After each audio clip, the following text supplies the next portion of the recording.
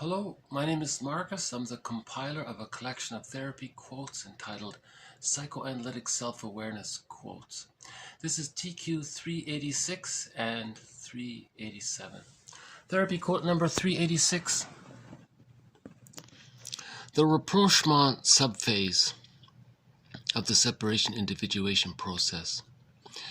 During this subphase, in which it is critically important for the child to both separate from and return to the mother, and for the mother to be a steady emphatic source for emotional refueling, the mothers of borderline clients need to cling to their children to meet their own frustrated dependency needs.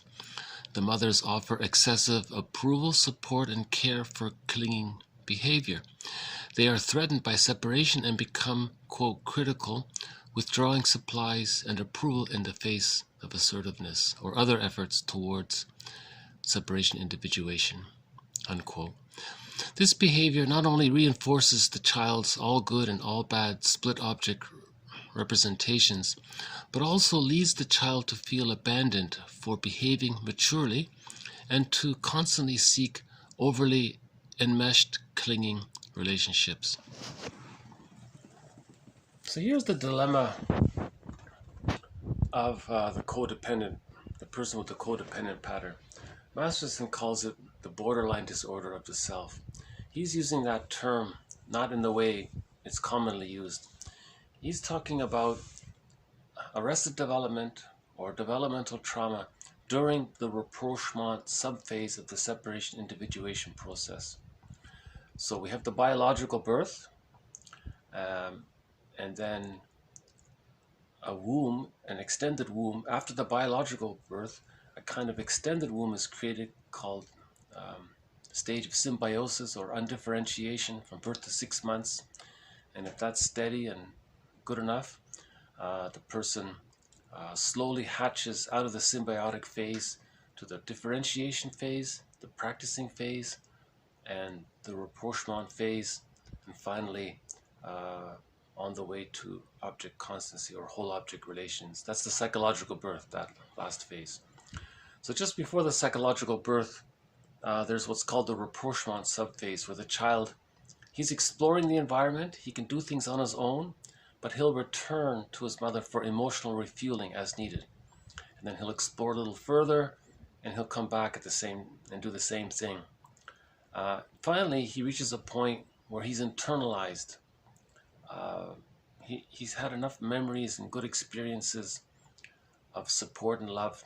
It now becomes a part of him. He can now, he has what's called a holding interject at that point. That leads to the psychological birth at the age of 3. But during that phase, the rapprochement subphase,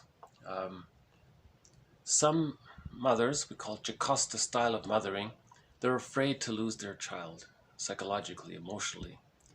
The child is still physically there, but some mothers, unfortunately, use their children to meet their needs for dependency. They use their children like a comfort blanket, a security blanket or something. So they don't want the child to be too independent, especially psychologically.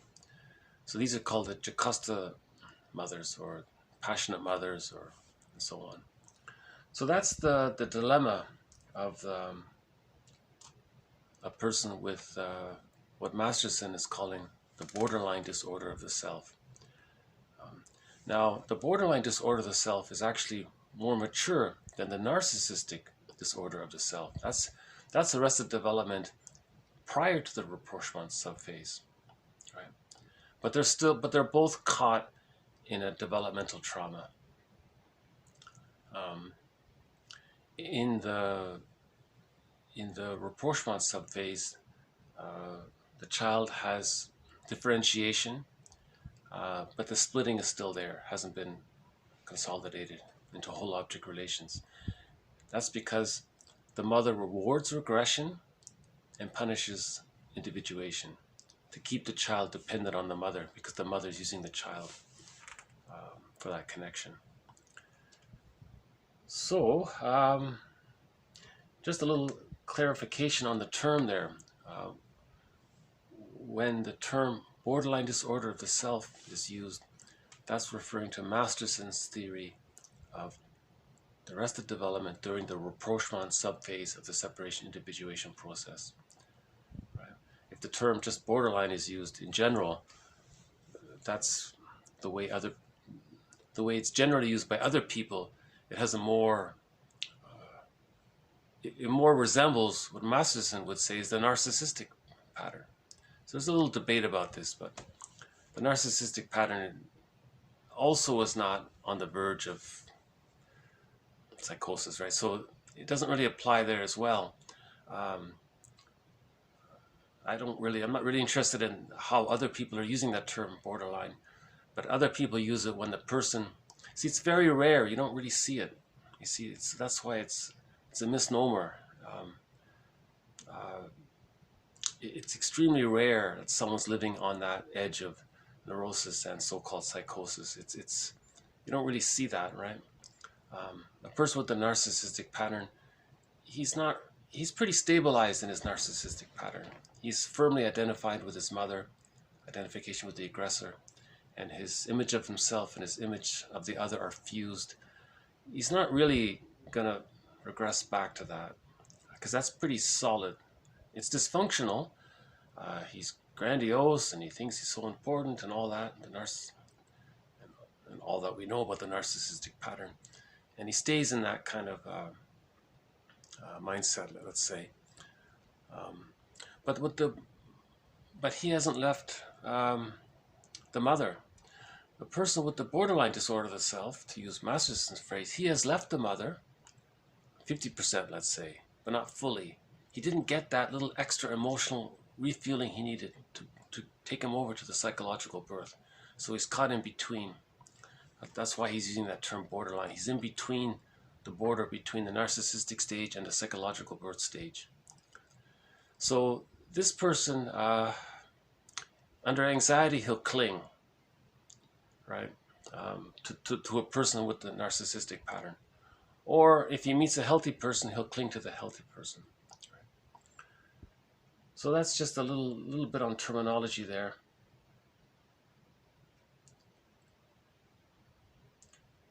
.387 adds a little bit to this. The lower the level of differentiation, the greater the tendency toward fusion with another. If both members of a dyad are relatively undifferentiated, the likelihood of forming triangles is more likely.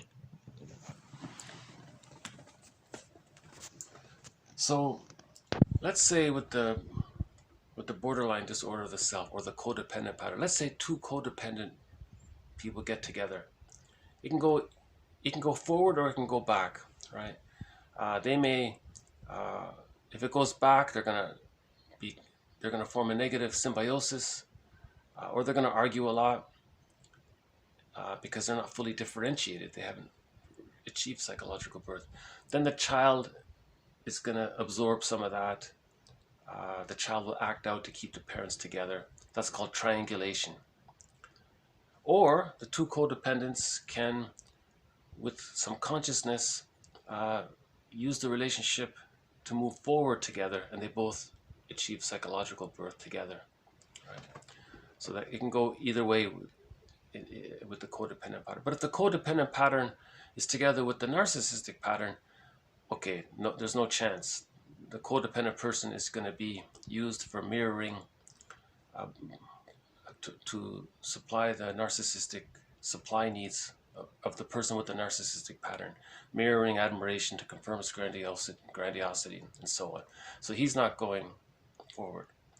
If two people with the narcissistic pattern are together, someone called that a marriage of convenience. They're just helping each other. There might be emotional divorce, or the relationship's very orderly, and but there's no real mutual. It's sort of they help each other. Helen Palmer calls it helpmates or something. They help each other. They can get along, but but if one wants to grow out of it, the other person will feel betrayed and reject the other one who's trying to leave out of it. So they both are stuck in there, something like that. So in that case, if the two people who both have a narcissistic pattern are in a relationship, there's more of a negative union there, negative symbiosis there. There could be like a cold relationship or kind of a passive-aggressive relationship.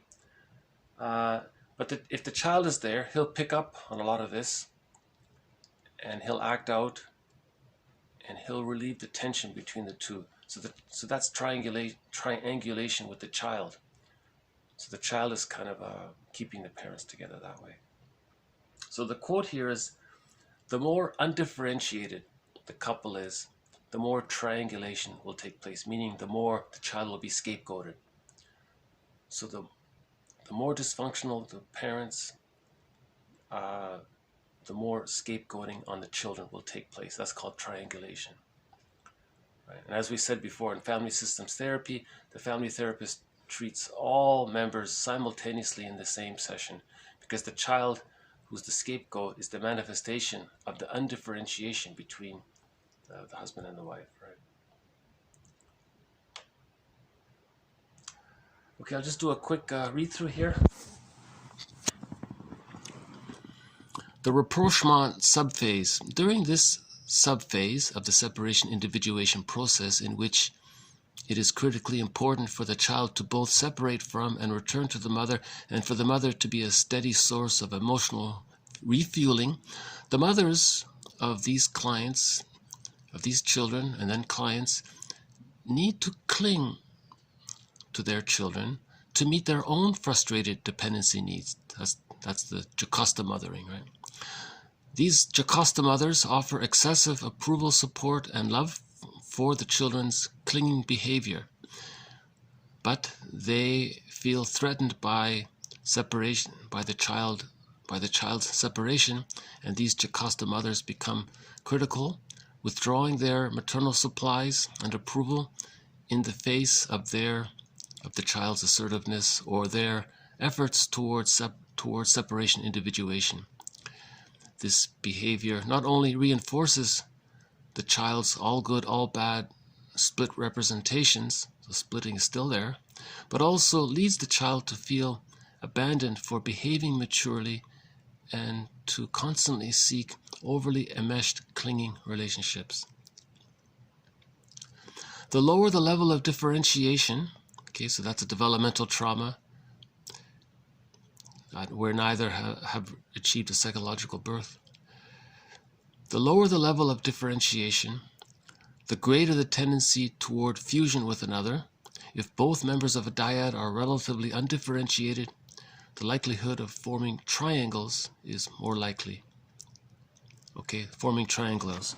So this forming triangles means using children as scapegoats, and the scapegoat is absorbing some of the anxiety. Maybe they're acting out, and that relieves some of the pressure on the parents. Right. Okay, so just this adds to our collection. 386 was a little bit more on the separation individuation process, and a little bit clarification of the phrase borderline disorder of the self. We just say codependent pattern. These are the clingers. And in 387, the idea that if both have developmental trauma or arrested development, or both have an insecure attachment style, then there's more fusion in the relationship. That's more tension, and there's more of a chance for the child to be scapegoated, and that's called triangulation, where the child is used. The child willingly accepts the role of scapegoat to keep the parents together, but the child suffers from that, right? Okay, so more to follow on the separation individuation process, and maybe we'll have a few more quotes on family systems therapy in the future. Okay, so thank you very much. This has been TQ 386 and 387. Bye for now.